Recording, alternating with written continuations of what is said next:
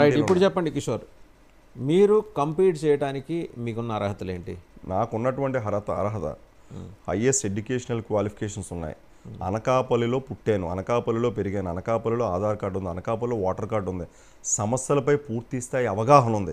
ఈ మధ్యకాలంలో మీరు చూస్తే సర్వశిక్ష అభియాన్ ఎంప్లాయీస్ ధర్నాలు కానీ చేస్తున్నా లేదా పోటీ చేయాలనుకుంటే ఎవరికి ఆధార్ కార్డు లేవు, ఎవరు లోకల్స్ కాదు ఎక్కడ ఇప్పుడు పోటీ చెయ్యబోయే ఒక వ్యక్తి అయితే ఆధార్ కార్డు కానీ ఓటర్ కార్డు కానీ అక్కడ లేదు. ఎక్కడో తెలంగాణ ప్రాంతం నుంచి ఒక వ్యక్తి వస్తాడని చెప్పి ప్రచారం, గోబెల్స్ ప్రచారం జరుగుతుంది. ఆయన ఎవరో, even I do not want to name them also. లోకల్గా ఉండేటువంటి వ్యక్తులు ఎవరు వచ్చినా కూడా ఖచ్చితంగా ప్రోత్సహించాలి, వాళ్ళకి సపోర్ట్ ఇస్తామని చెప్పి నేను మొట్టమొదటి చెప్తున్నాను. ఖచ్చితంగా లోకల్ వ్యక్తులు ఉండాలని చెప్పి మొట్టమొదటి ఒక స్టాండ్. నాకు ఇంకొక ప్రశ్న, మీ విశాఖపట్నం ఉత్తరాంధ్ర ప్రాంతంలో మీకు నాయకత్వం లేదు. ఎంతసేపు నాన్ లోకల్స్ అదే దౌర్భాగ్యం. Let me complete. Non locals నెత్తినేసుకుని ఊరేగుతుంటారు కదా, మీ మీద ఆ నింద ఉంది. అవును, కరెక్టేనండి. మరి మీ ప్రజలు మీ ఓటర్స్ ఇండెసిసివ్ కాదండి. ఎందుకు కాదు? మీ వైజాగ్ నుంచి వచ్చిన ఆయన నాన్ లోకల్. వైజాగ్ లో ఎప్పుడు మెజారిటీ ఎంపీలు చూసుకోండి, ఎక్కడో నాకు తెలిసి భాట్టం శ్రీరామమూర్తి గారు, డివి సుబ్బారావు గారు తప్పించి ఈ నడి మధ్యన వచ్చిన వాళ్ళు కానీ, ఎన్ఎస్ఎన్ రెడ్డి గారు ఆయన మేయర్గా వీళ్ళు లోకల్స్. కానీ ఇప్పుడు ఇటీవల కాలంలో ఎంపీలుగా చేసిన వాళ్ళు అందరూ నాన్ లోకల్స్. ఎదురుమల్లి జనార్దన్ రెడ్డి గారు, అలాగే సుబ్రహ్మరెడ్డి గారు. సరే, ఆయన ఎప్పుడో నుంచో అక్కడే స్థిరపడిపోయారు కాబట్టి, పురంధరేశ్వరి గారు. మరి వీళ్ళందరూ నాన్ లోకల్సే. అలాగే అనకాపల్లికి కూడా నాన్ లోకల్ తత్వం బాగా అలవాటు పడిందా? దౌర్భాగ్యం ఏంటంటే అండి, 2009లో ప్రజారాజ్యం పార్టీ పెట్టినప్పుడు కూడా అల్లు అరవింద్ గారు అక్కడే కంటెస్ట్ చేశారు. సూర్య పేపర్ అధినేత నోకారపు సూర్యప్రకాష్ గారు అక్కడ ఇద్దరు కంటెస్ట్ చేశారు. కాంగ్రెస్ పార్టీని సబ్బం హరి గారు లోకల్. వీళ్ళిద్దరిని కాదని ఇతను లోకల్ అని చెప్పని సబ్బం హరి గారిని గెలిపించడం జరిగింది ఆ రోజు. ఇప్పుడు ఆల్రెడీ ఒక మొమెంటం స్టార్ట్ అయిందండి. ఉత్తరాంధ్ర ప్రాంతంలో ప్రత్యేక ఉత్తరాంధ్ర కూడా అవసరమైతే ఉద్యమం చేయాలని ఒక తలంపు ఉత్తరాంధ్ర ప్రాంత వాసులందరికీ కూడా వచ్చేసింది. ఎందుకంటే మీరు అన్నటువంటి పొలిటికల్గా ఉన్నటువంటి చాలామంది కార్పొరేట్ వ్యవస్థలు ఉన్నవాళ్ళు ఉత్తరాంధ్ర ప్రాంతాన్ని కొంత లైట్గా తీసుకోవటం, రాజకీయ పార్టీలు కూడా ఎవరైనా పర్వాలేదనే ధోరణిలో కొంత లోకల్గా ఉండేటువంటి సీనియర్ నాయకులు కూడా గతంలో కొంతమందిని సరే బాగుంటుంది కదా అని చెప్పని జొప్పిస్తే, ఇప్పుడు వాళ్ళు ఆ నాయకత్వం లోకల్గా ఉండేటువంటి మా నాయకులందరినీ కూడా తొక్కేసి వాళ్ళు జులుం చేస్తున్నటువంటి వాస్తవ విషయాలని కూడా ప్రజలు చాలా నిశ్చితంగా గమనిస్తూ ఉన్నారు. రైటే. ఇప్పుడు ఇవాళ రేపు కిషోర్, మీకు తెలియదు కాదు, మీరు ఆల్రెడీ మీరు రియల్ ఎస్టేట్ బిజినెస్లో ఉన్నారు. డబ్బు ప్రధానం. కంటెస్ట్ చేయాలంటే పార్లమెంట్ సెగ్మెంట్కి అయితే 100-140 కోట్లు అవుతుంది, అసెంబ్లీ అయితే 50 నుంచి 80 కోట్లు అవుతుంది. ఇందుకు మీరు ప్రిపేర్డ్గా ఉన్నారు?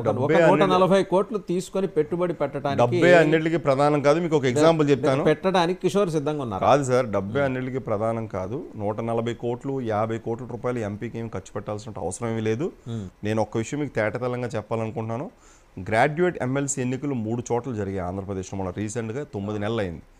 విశాఖపట్నం ఉత్తరాంధ్ర జిల్లాల్లో ఉన్నటువంటి సీతంరాజ్ సుధాకర్ గారు వైఎస్ఆర్సీపీ పార్టీని సుమారు 18 కోట్ల నుంచి, మా పార్టీకి ఆయన కూడా వచ్చేస్తున్నారు, 18 నుంచి 20 కోట్ల రూపాయలు డబ్బులు ఆయన ఖర్చు పెట్టారు. మా పార్టీకి సంబంధించినటువంటి నేత వేపాడి చిరంజీవి గారు కంటెస్ట్ చేశారు.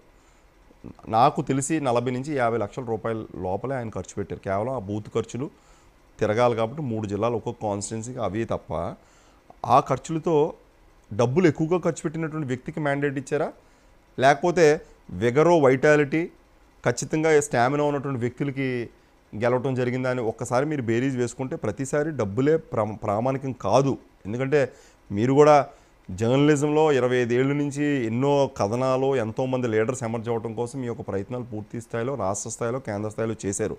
అందువల్ల మీరు కూడా విచక్షణతో ఒకసారి ఆలోచన కనుక చేస్తే, ప్రజలు పార్టీలు కనుక సీట్లు మాలాంటి వాళ్ళకి ఇవ్వగలిగితే ఇస్తే, we will definitely make sure we will create an impact in the society. Even people already knew it, because ఏ అధికారం లేకముందే మేము ఈరోజు కలెక్టర్లతో మాట్లాడతాము, ప్రిన్సిపల్ సెక్రటరీతో మాట్లాడతాం, పోలీస్ కమిషనర్తో మాట్లాడతాం, ప్రజలకు ఉండేటువంటి సమస్యలు వారి దగ్గర తీసుకెళ్ళి ఆ సమస్యలు పరిష్కార దిశగా మేము మాట్లాడుతున్నాం. కాబట్టి మాకు కాన్ఫిడెన్స్ ఉంది, ప్రజలతో పూర్తి స్థాయి యాక్సెసిబిలిటీ మాకు ఉంది. కాబట్టి అక్కడ డబ్బు సరిపోదు, డబ్బా కొలమానం, యాక్సెసిబిలిటీ అంటే ఖచ్చితంగా accessibility. I do agree, but despite all these things డబ్బు అయితే పెట్టాలి. డబ్బు పెడతాం. ఎంత డబ్బు వాటర్కి ఇచ్చే, ఇప్పుడు డబ్బు పెట్టాల్సినటువంటి చోట ఖచ్చితంగా పెడతాం సార్. నేరుగా వాటర్కి మేము ఎందుకు ఇస్తాం? ఇవ్వం కదా. అసలు వాటర్కి ఇచ్చేటువంటి పరిస్థితి ఎక్కడా లేదు.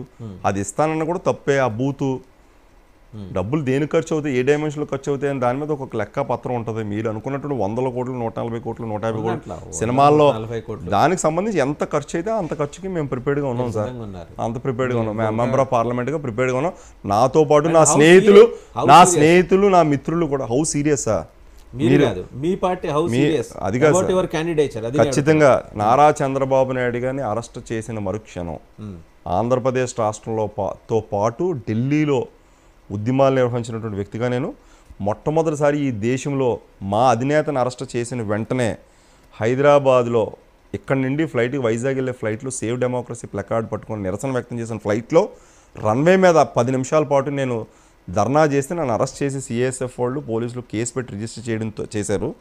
ఢిల్లీలో మొత్తం 2 నెలల పాటు ఉండి ఆయన ఉన్న అరెస్ట్ కాలం అంతసేపు రోజులు కూడా మేము 100 మందిలో అక్కడ వెళ్ళి జంతర్ మంతర్ దగ్గర, ఏపీ భవన్ దగ్గర పూర్తి స్థాయిలో ఉద్యమాలు నిర్వహించినటువంటి వ్యక్తిగా టోటల్ తెలుగుదేశం పార్టీలో పూర్తి స్థాయి ఇన్ఫర్మేషన్ ఉంది. అదే కాకుండా democracy in danger in Andhra Pradesh అని చెప్పని, ప్రజాస్వామ్యం ప్రమాదంలో ఉందని చెప్పి రౌండ్ టేబుల్ కాన్ఫరెన్స్లు రాష్ట్ర స్థాయిలో, నియోజకవర్గ స్థాయిలో అన్ని రాజకీయ పార్టీలు పిలిచి Telugu Desam party, Janasena, CPI, CPM, BJP, Congress పార్టీలు అన్నింటితో అక్కడ ఉన్నటువంటి స్టూడెంట్ ఆర్గనైజేషన్ అన్నింటితో కలిపి ప్రతి నియోజకవర్గంలో కూడా ఈ యొక్క రౌండ్ టేబుల్ కాన్ఫరెన్స్లు సమావేశాలు పెట్టి ప్రజల్లో చైతన్యం తీసుకొని వచ్చాం. సో ఒక విజిబిలిటీ ఖచ్చితంగా ఉంది. అనకాపల్లి పార్లమెంట్ క్యాండిడేట్గా ఆడార్ కిషోర్ కుమార్ అనే విషయాన్ని ప్రజలు విశ్వసిస్తున్నారు. పార్టీలో ఉన్నటువంటి సెకండ్, థర్డ్ నేను అందరినీ కలిశాను. మా నాయకులు అయ్యన్న పాత్రుడు గారిని, బండారు సత్యనారాయణమూర్తి గారిని, అనకాపల్లిలో ఉన్నటువంటి నాగజగదీష్ గారిని, అట్లాగే చోడవరం కాన్స్టిట్యూన్సీలో నేను కరెక్టే మీరు అన్నది. ఇప్పుడు అయ్యన్న పాత్రుడు గారు ఉన్నారు సార్, వాళ్ళ అబ్బాయి విజయ్ బాబు గారిని దించాలనుకుంటున్నారు. నేను ఆయన దగ్గరికి వెళ్ళి కూర్చున్నాను. సార్ విజయ్ బాబు గారికి సీట్ ఇస్తే మేము సపోర్ట్ చేయడానికి పూర్తి స్థాయిలో సిద్ధంగా ఉన్నాము. కాని పక్షంలో ఒకే కుటుంబంలో 2 సీట్లు ఎవరు అని చెప్పని పార్టీ అధిష్టానం కనుక ఇస్తే నాకు అవకాశం ఇవ్వండి. నేను పార్టీలో పనిచేసాను, క్రియాశీలంగా పనిచేయగలనే కాన్ఫిడెన్స్ మీకు కూడా ఉంది. నేను ఎట్లా పనిచేస్తాను మీకు కూడా తెలుసు అని చెప్పి డైరెక్ట్గా అయ్యన్న పాత్రుడు గారితో కూడా నేను వెళ్ళి మాట్లాడడం జరిగింది. ఖచ్చితంగా మాట్లాడడం. సత్యనారాయణమూర్తి గారు ఆయన ఐ థింక్ తూర్పుగోదావరికి ఇన్ఛార్జ్గా ఉన్నట్టున్నారు. ఆయన తూర్పుగోదావరి ఇన్ఛార్జ్గా ఉన్నారు. ఆయన పెందుర్తి కాన్స్టిట్యున్సీకి ఓ పక్క ఇప్పుడు ఆయనే చూసుకుంటారా లేకపోతే మీకు సపోర్ట్గా వెళ్ళి నిలబడతారా? సార్ నేను as a part of my responsibility నేను ఒక పార్లమెంట్ క్యాండిడేట్గా కలవటం కాదు, ఆల్రెడీ కలవటమే జరిగింది. నేను మండల స్థాయిలో ఉండేటువంటి నాయకులతో పాటు నియోజకవర్గ ఇన్ఛార్జ్లు, సీనియర్ లీడర్స్, స్టేట్ కమిటీలో ఉన్న వాళ్ళు ఆల్రెడీ చంద్రబాబు నాయుడు గారికి నేను రిప్రజెంటేషన్ ఇవ్వడం జరిగింది. లోకేష్ గారు డైరెక్ట్గా రిప్రజెంటేషన్ ఇవ్వడం జరిగింది. పలుమార్లు ఒక పక్క ఉద్యమాలు చేస్తూనే నాకున్నటువంటి పరిచయాలతో డైరెక్ట్